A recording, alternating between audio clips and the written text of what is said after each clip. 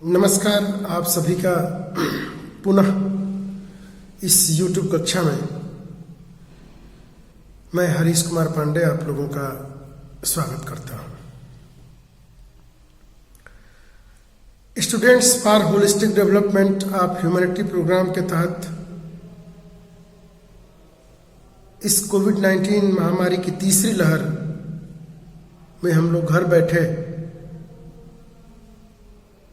भौतिक विज्ञान के सिद्धांतों और टेक्नोलॉजी के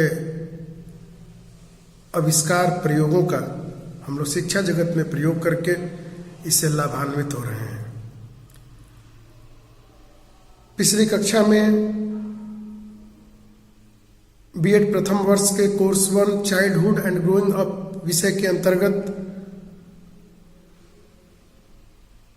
मैंने इंडिविजुअल डिफरेंसेस व्यक्तिगत विभिन्नता कि कॉन्सेप्ट मीनिंग के बारे में हमने परिचर्चा किया था। आज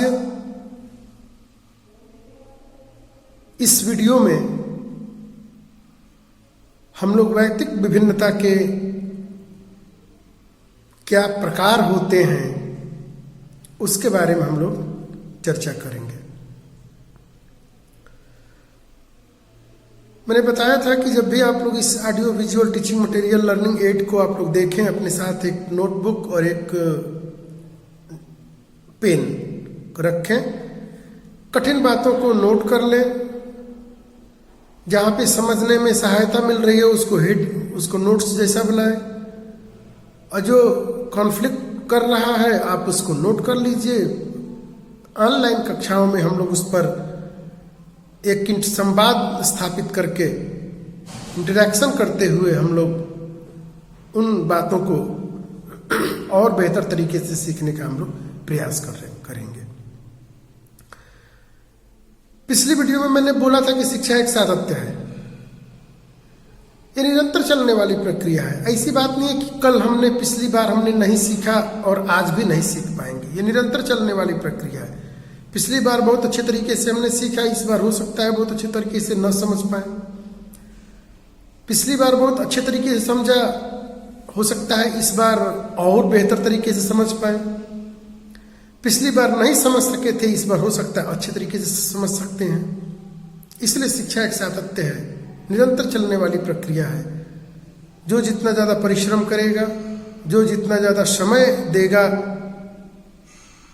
परिश्रम और समय उसके समय और परिश्रम के अनुकूल उसको प्रतिफल प्रदान करेगी। यह शिक्षा का सिद्धांत है। किन्हीं दो व्यक्तियों की आदतों, शील गुण, बुद्धि तथा व्यवहार में 4 बातें मैंने बोला। किन्हीं दो व्यक्तियों के क्या क्या आदत, शील गुण, बुद्धि और उसके व्यवहार में जो अंतर पाया जाता है वही अंतर इंडिविजुअल डिफरेंसेस कहलाता है। एक बड़ी छोटी सी परिभाषा मैंने पिछली वीडियो के लगभग जो भी 1 घंटे का जो वीडियो था, उन सभी वीडियो का जो उसमें संप्रत्यय में बताने का प्रयास कर रहा था, यहाँ मैं उसको मात्र 4 शब्दों में उसको मैंने समेटने का प्रयास किया है। किन्हीं दो व्यक्तियों, आप पिछली वीडियो में मैंने बताया था कि संसार के 2 व्यक्ति, इवन तो एक ही माँ बाप के 2 जुड़वा संतानें शकल में भले ही एक समान दिखे, लेकिन उनकी बुद्धि, उनके व्यवहार, उनके सोचने के तरीके, उनकी आदतों में विभिन्न प्रकार की भिन्नताएं पाई जाती हैं, वही इंडिविजुअल डिफरेंसेस होती हैं।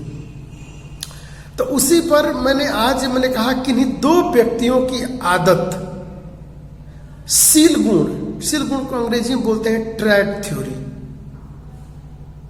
तो अभी ट्रैट थ्योरी को बताना शब्द आया है। मैं इस लाइन को पूरा करने के बाद एक लाइन संक्षिप्त में बताते हुए मैं आगे बढ़ जाऊंगा, जबकि वो मुझे बताना नहीं है। आपके ट्रैट थ्योरी व्यक्तित्व में दूसरे टीचर के पास आएगा, वो अपना उसको बताएंगे, लेकिन मैं उसको संक्षेपीकरण में कर दूंगा।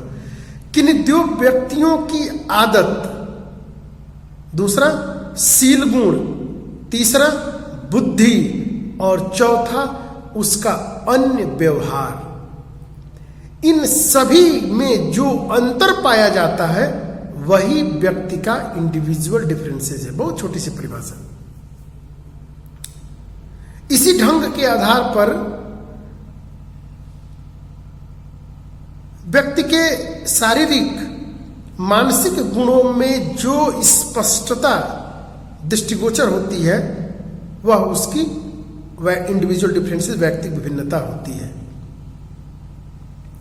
व्यक्तिक विभिन्नता के हम प्रकारों पे आए। इससे पहले मैंने बोला कि ट्रेड थ्योरी, जो शब्द आ गया तहसील गुण, समझना अच्छा होता है, नहीं तो आगे चल के शब्द परेशानी में डालते हैं।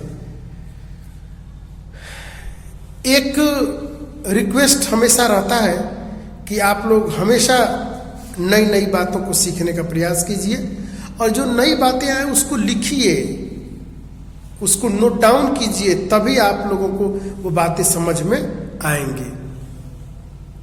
शील गुण क्या होता है? व्यक्ति की वह आंतरिक गुणों की अवस्था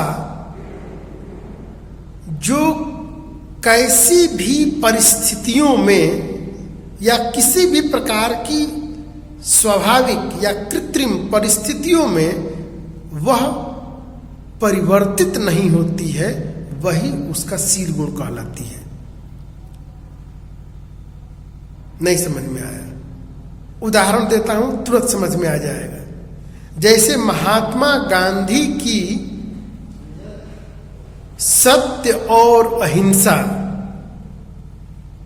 ये शील गुण का सिद्धांत है। महात्मा गांधी की कैसे भी विषम परिस्थिति आई, उन्होंने सत्य का दामन नहीं छोड़ा और हिंसा के दामन को नहीं पकड़ा। मतलब कि अब उनसे ज्यादा विषम परिस्थितियों का सामना किसने किया, लेकिन कभी भी उन्होंने असत्य का साथ नहीं लिया और हिंसा को उन्होंने नहीं अपनाया। सदैव सभी परिस्थितियों में उन्होंने सत्य का आग्रह किया और अहिंसा की नीति को लेकर चले। यही व्यक्ति का शील गुण का सिद्धांत है। ये हो गया तो पॉजिटिव। थोड़ा सा एक निगेटिव में भी मैं आपको ले चलूं। अक्सर किताबों में तो नहीं लिखता है, लेकिन समझने के लिए हम लोग यहां पर चल सकते हैं। आधुनिक समय में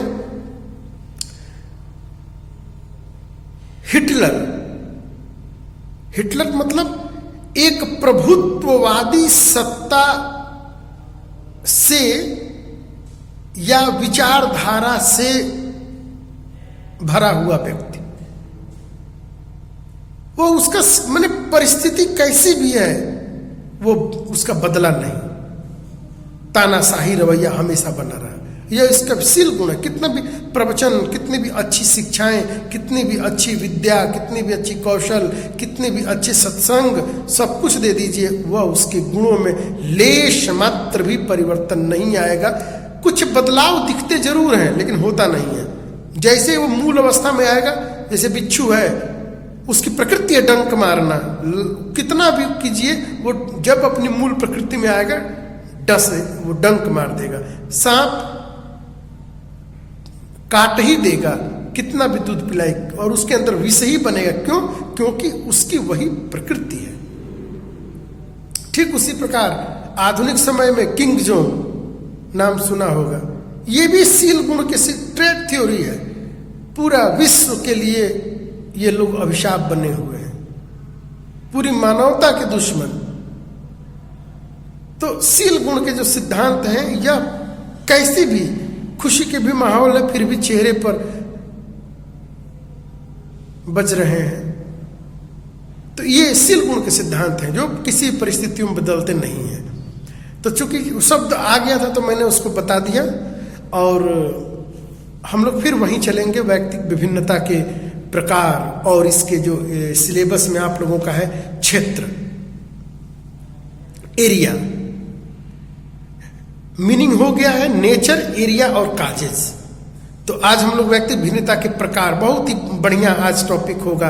अभी समय भी ज़्यादा नहीं गुजरा है, 8 मिनट, और हम लोग अभी इसके प्रकार पर हम लोग इस पर चर्चा करेंगे, और इसी के साथ साथ में हम लोग इसके क्षेत्र भी चलेंगे। Kinds are area of individual differences. विभिन्न प्रकार के अध्ययनों के तदुपरांत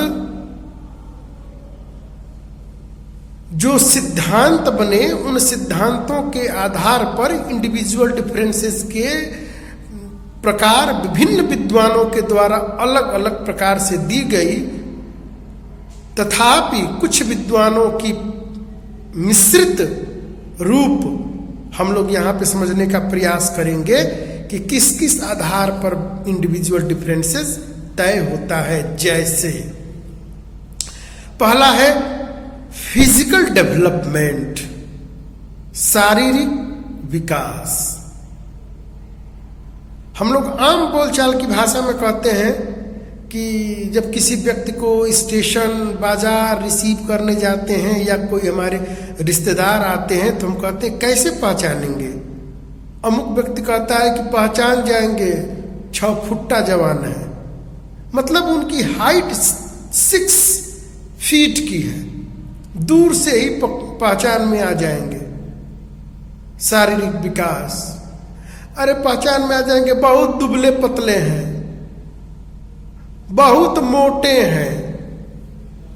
ये व्यक्ति की ये शारीरिक विकास, शारीरिक अवस्थाओं के आधार पर हम व्यक्ति की पहचान करते हैं। शारीरिक विकास में विभिन्नता एक ऐसी विभिन्नता है जिसका प्रत्येक व्यक्ति स्पष्ट रूप से क्या करता है, देखता है, अनुभव करता है। इसके लिए किसी विशेष इंस्ट्रूमेंट की, टूल्स की जरूरत नहीं पड़ती। सामने पड़ा और व्यक्ति देखकर उसके शारीरिक चेष्टों के आधार पर यह तय कर देता है कि अमुक व्यक्ति से किस प्रकार भिन्न है। कोई व्यक्ति, लोग कहते हैं ना कि कोई व्यक्ति बहुत ज्यादा, जैसे कि अमेरिका के लोग और ये कहाँ के, जो ऑस्ट्रेलिया, जो काले काले लोग होते हैं, तो एक गोरे के आधार पर, एक काले के आधार पर यहां भी भिन्न हो गया। हम किसी का रंग रूप देखकर उत्तर भारत और दक्षिण भारत का हम किसी टूल्स या इंस्ट्रूमेंट की जरूरत नहीं पड़ती। हम लोग दूर से देख के बोलते हैं कि ये दक्षिण भारत के हैं। थोड़ा सा गेहुआ डार्क कलर होता है, लगेगा कि चमड़ी बिल्कुल पकी हुई चमड़ी है।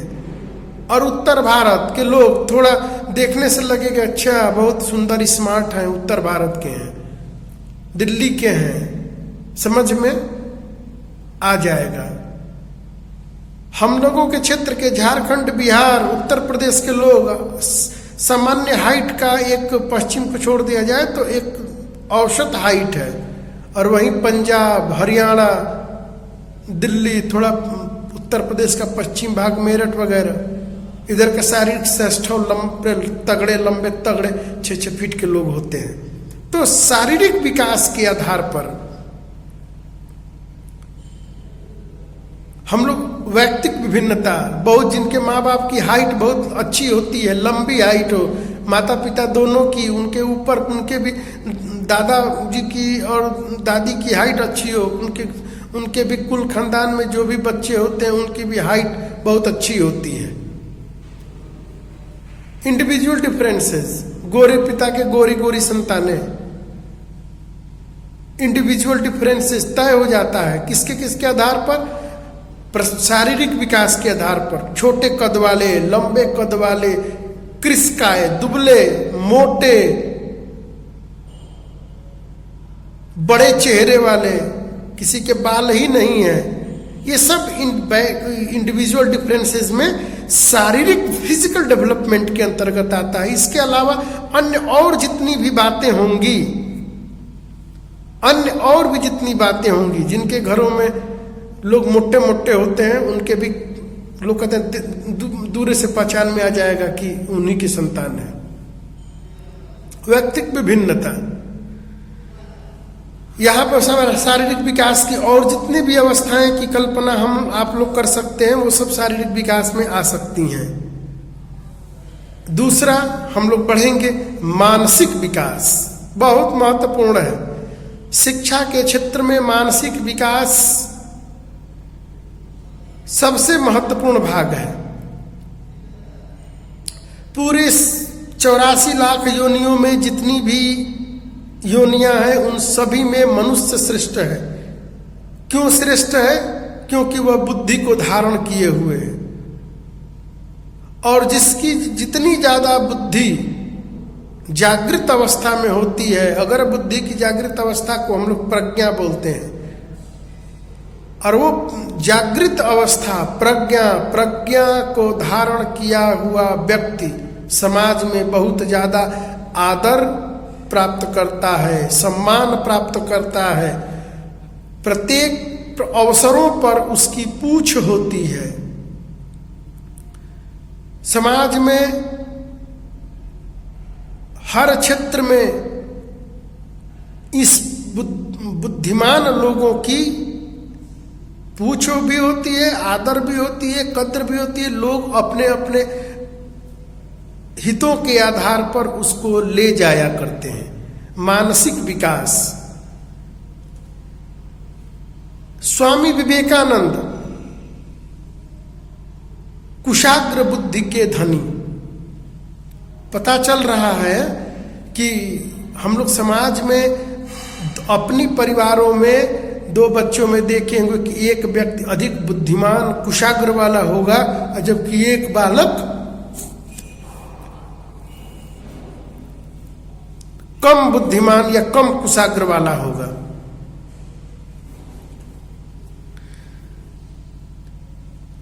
तो मानसिक, जिसका जितना अच्छा मानसिक विकास गर्भावस्था से लेकर जन्म के बाद तक सही पोषण और सही वातावरण मिला है, उनका मानसिक विकास काफी स्वस्थ हेल्दी होता है, और उनको किसी भी परिस्थितियों में निर्णय लेने की क्षमता, कार्य करने की प्रतिभा और सोचने की क्षमता आम मनुष्यों से, सामान्य मनुष्यों से ज्यादा पाई जाती है। के आधार पर भी हम लोग तय करते हैं, कक्ष में कुछ विद्यार्थी तेज होते हैं, तो इंडिविजुअल डिफरेंसेस का एक आधार मानसिक विकास भी होता है। दूर से 2 बच्चे होंगे, लोग कहते हैं कि बहुत पढ़ने में तेज हैं, तो अब उस 100 बच्चों के बीच में वो अपनी बुद्धिमत्ता के आधार पर, अपनी IQ के आधार पर, अपनी इंटेलेक्चुअल क्षमता के आधार पर वो अलग से ही पहचाने जाते हैं कि यह बुद्धिमान है। और उसी मानसिक विकासों में कुछ बच्चे ऐसे होते हैं जो जिनका दिमाग में खुरापात, शरारत होता है। सभी कक्षाओं में 2 शरारती 2 खुरापाती होते हैं। तो उनकी जिनकी बुद्धि में किसी हमेशा खुरापात, हमेशा उल्टी सोच, उनकी कभी पॉजिटिव सोच ही नहीं सकते किसी के बारे में, वो चलती रहती है। वो दूर से भी वो भी पहचान में आ जाते हैं कि अरे इनको कितना भी पढ़ाओ, पढ़ने वाले नहीं है। जैसे संस्कृत के जो आगे चल के तो बहुत बड़े व्याकरणाचार्य बने, बोपदेव जी, कालिदास जो आगे चल के महान कवि बने, महान साहित्यकार हुए। महाकवि कालिदास का आप लोगों ने नाम सुना होगा, शुरू की अवस्था में मूर्ख थे। ऐसे ही तुलसीदास जी भी। तो ये हमारी ये मानसिक अवस्थाओं के आधार पर भी वैयक्तिक विभिन्नता तय होती है। वैयक्तिक विभिन्नता का दूसरा सबसे बड़ा जो एरिया है फिजिकल डेवलपमेंट के बाद, वो है मेंटल डेवलपमेंट। विभिन्न उम्र के व्यक्तियों के मानसिक विकास में जो अंतर होता है, साथ ही साथ एक ही उम्र के बालकों में मानसिक विकास में, विशेषकर उनके बुद्धि स्तर, इसको बोलते हैं इंटेलिजेंस लेवल में अंतर होता है। इसको परिभाषित करते हुए मैं अभी बताऊंगा, आप लोग नोट कर लेंगे। फ्रीमैन तथा फ्लोरी, ये 1967 में इन्होंने रिसर्च किया और रिसर्च करने के बाद, डेटा इंटरप्रेट करने के बाद जो परिणाम बनाए, उन परिणामों के आधार पर इन लोगों ने कहा कि स्कूल के छात्रों की बुद्धि का मापन करने में उनमें प्रसामान्यता की विभिन्नता, डिफरेंस ऑफ नॉर्मेलिटी पाई जाती है। दूसरे शब्दों में, कुछ ही बच्चे ऐसे होते हैं जो प्रखर बुद्धि के, अर्थात जिनकी बुद्धि लब्धि IQ 120 या इससे ऊपर होती है, और ठीक उसी ढंग के कुछ ही व्यक्ति ऐसे होते हैं जो मंद बुद्धि के, जिनकी बुद्धि स्तर 85, 90 से नीचे, 85 से नीचे होती है। अधिकतर छात्रों की बुद्धि लब्धि 100, 110, अगर ज्यादा ना हो तो 95 से 105 के बीच में ये होती हैं। ये सामान्य बुद्धि के बालक ये होते हैं। तो पहला हो गया शारीरिक, फिजिकल डेवलपमेंट, दूसरा हो गया मेंटल डेवलपमेंट, तीसरा बहुत है लेकिन तीसरा हो जाएगा आप लोगों का इमोशनल डेवलपमेंट, जिसको बोलते हैं सांवेगिक विभिन्नता।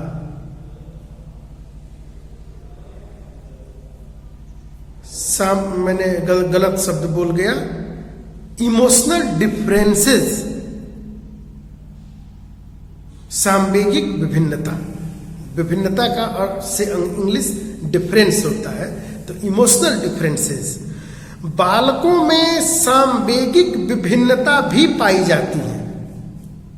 अच्छा, आप लोग संवेग समझ रहे हैं? इमोशन क्या होते हैं? क्या होता है इमोशन?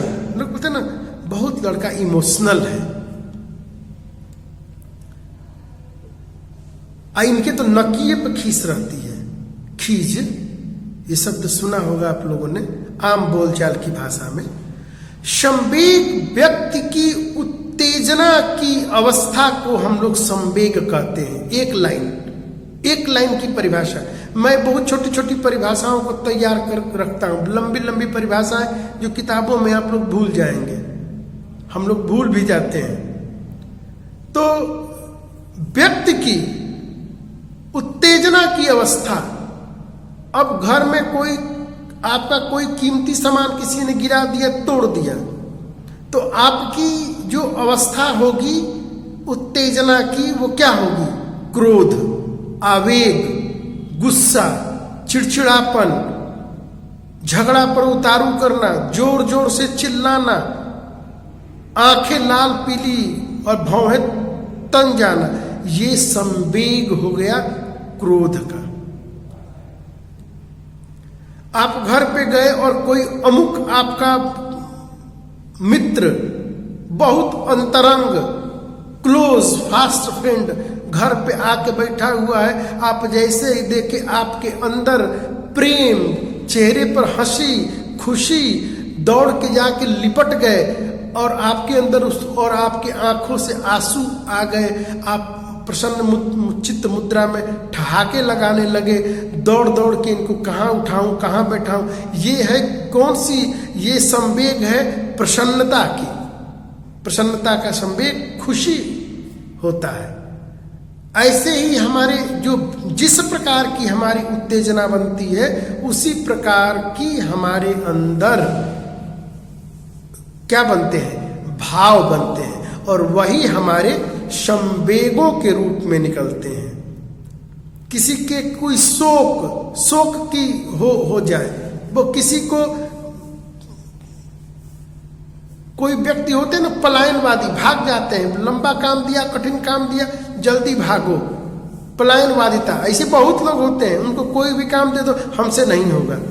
खाना खाने को कह दो, सबसे पहले थाली लेके आके बैठ जाएंगे। तो ये संवेग बहुत इंटरेस्टिंग टॉपिक है। आपके बीएड में एक संवेग ही पढ़ना है। क्यों? बीएड में आप बच्चों को पहचानने की कला सीखते हैं। आप बच्चों को पहचानेंगे नहीं तो उनको कैसे पढ़ाएंगे? 8 घंटा बच्चों को कैसे बैठाएंगे? तो पहले बच्चों को पहचानना होता है। जो टीचर विद्यार्थियों के आंतरिक गुणों, क्षमताओं, योग्यताओं, संवेगों को जितना ज्यादा उसकी पकड़ हो जाती है और विशेष रूप से अवलोकन पर वह टीचर अपने लाइफ में उतना ही सफल होता है। माँ अपने 2 बच्चों हैं, 2, 3, 4 बच्चे, उन बच्चों में वो पहचान लेती है कि भैया कोई भी सामान आता है तो किसी को कहते ना, अरे उसको थोड़ा सा ज्यादा दीजिए, नहीं तो वो फिर हल्ला मचाएगा। इसको तो कुछ भी दे दीजिए, बेचारा जिद नहीं करता, बहुत अच्छा सीधा लड़का है। ऐसा होता है कि नहीं होता है? बोलिए, होता है ना? तो ये संवेग की अवस्था है, तो हमें हैंडल करना पड़ता है उसको उसी प्रकार से। कोई बहुत ज्यादा तेज लड़का है तो हम लोग चाहते क्या है कि घर का भाई आगे बढ़ के घर की प्रतिष्ठा संभाले, नहीं संभाले। तो इस प्रकार ये संवेग होता है। कुछ बालकों में क्रोध, भय, डाह, ईर्ष्या, पलायनवादिता इत्यादि संवेग बहुत अधिक होते हैं। थोड़ा संध्या हुआ अब कहिए कि बाहर चलना है, हम नहीं जाएंगे। छत पे चलना है, अंधेरे में हम नहीं जाएंगे। बहुत डरते हैं। उनके अंदर यह आप लोग महसूस कीजिएगा सुनने के बाद।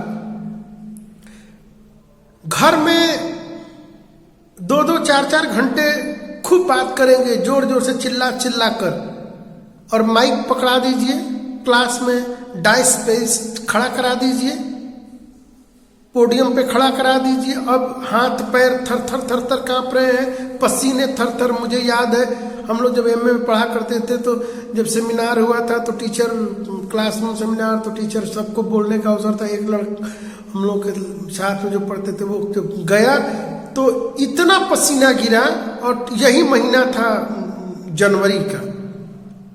इतना पसीना कि हमें लग रहा है अगर एक गिलास पसीना तर तर पूरा शरीर, कपड़ा सब भीग गया।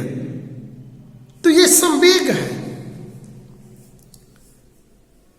भय का संवेग। विवेक गौतम बुद्ध के अंदर करुणा का संवेग, दया का संवेग। किसी के अंदर कुछ लोग बहुत ईर्ष्यालु होते हैं, इसीलिए किताबों में आपको शब्द लिखा है डाह। डाह का मतलब होता है ईर्ष्या। एक चैप्टर आप लोग पढ़ते होंगे साहित्य में, 10वीं या 12वीं में होगा, ईर्ष्या तू न गई मेरे मन से।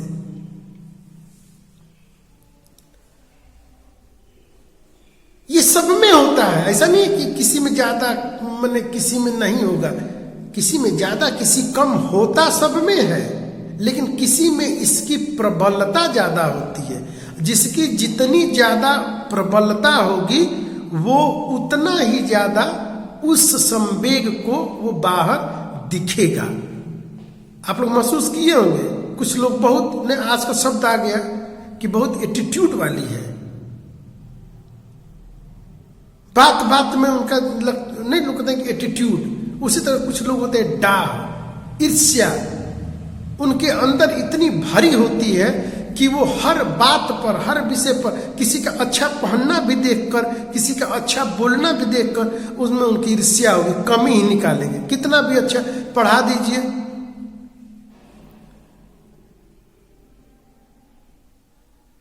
समय आने पर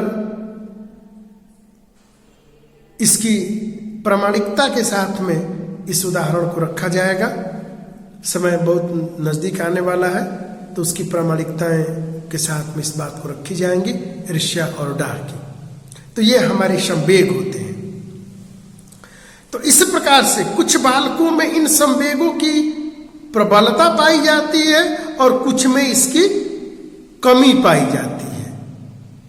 इस आधार पर हम 2 बालकों, दो व्यक्तियों के बीच में अंतर को स्थापित करते हैं। कुछ बालकों में आप लोग देखे होंगे, कुछ छोटे बच्चे होते हैं 2-4 साल के, वो कुछ जन्म से ही ईर्ष्यालु और झगड़ालू होते हैं। उनका खिलौना कोई दूसरा ले रोने लगता है। कुछ बच्चे शुरू से ही देने की प्रकृति और प्रवृत्ति वाले होते हैं। वो घर के सारे कीमती सामान दूसरों को दे आएंगे। उनके अंदर वो नेचुरल गुण होता है। आप लोग पढ़े होंगे 6ठी 7वीं 8वीं में माँ का एक कहानी, राजा था या रानी, तू है हठी मान धन मेरे, सुन उपवन में बड़े सवेरे, तात भ्रमण करते हैं तेरे, जहां सुरभि मनमानी, हाँ हाँ यही कहानी। सुना होगा आप लोगों ने। एक राजकुमार एक हंस को मारता है और उसी का भाई उस हंस को बचाता है। तो उसमें मोरल स्टोरी आप लोग कहते हैं कि मारने वाले से बचाने वाले का स्थान काफी ऊंचा होता है। तो ये मोरल ऑफ द स्टोरी आप लोगों ने वहां पे पढ़ा है, सुना है, समझा है।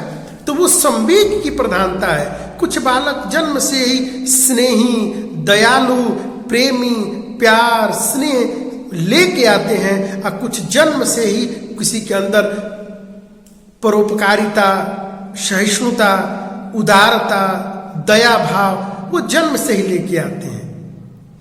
किसी व्यक्ति के पास कितना भी कृपणता भी होती है। कुछ व्यक्ति से किसी के होते हैं पेरेंट्स, मांगिए, मांगने से पहले ला के दे देते हैं। और कुछ लोग होते हैं कि मांगते मांगते गुजार दीजिए, उनका जब साल बदलेगा तब जाके बजट पास होगा, तब तक व्यक्ति की मनोस्थिति, मनोदशा बदल जाती है।